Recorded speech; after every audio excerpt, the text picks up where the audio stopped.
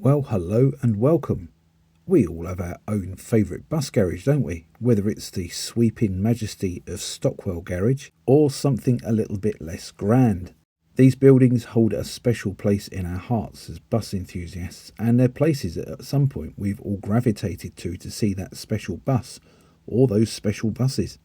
A lot of these older garages were built with an awful lot of pride and were built in a time when design actually mattered and not cost.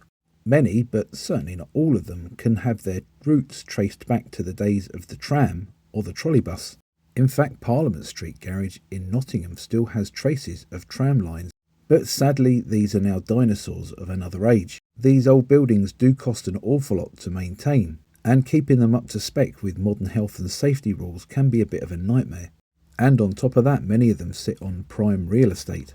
Sadly, this has seen many fine bus garages bite the dust and be demolished, them normally being replaced by open-air yards with maintenance facilities being provided in a modern steel industrial building, tucked away on an industrial estate out of sight.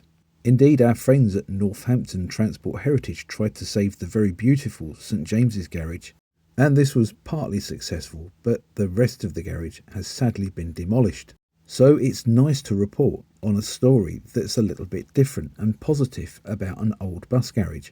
This is Nelson Road, Newport, Isle of Wight, home to Southern Vectis, now part of the Go Ahead Group. The garage dates back to 1933, and whilst not as architecturally great as some bus garages, it still has its lovely features. Next year, in 2026, Southern Vectis are taking delivery of 31 new electric buses. And at the moment, the infrastructure is being put in to cope with these new vehicles. This is including things as laying the high voltage power cable to connect the charging system up to the national grid.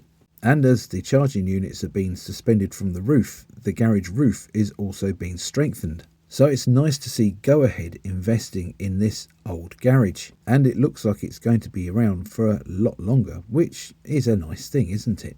As the garages are just as historic as the buses that are inside.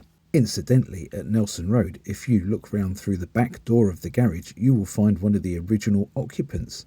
This is CDL 899, a 1939 Bristol K5G, and the garage was only 9 years old when she was delivered. And just to prove things don't always go to plan when I'm filming. Hang on cue, Danny, walk out. Thanks for watching. Bye for now.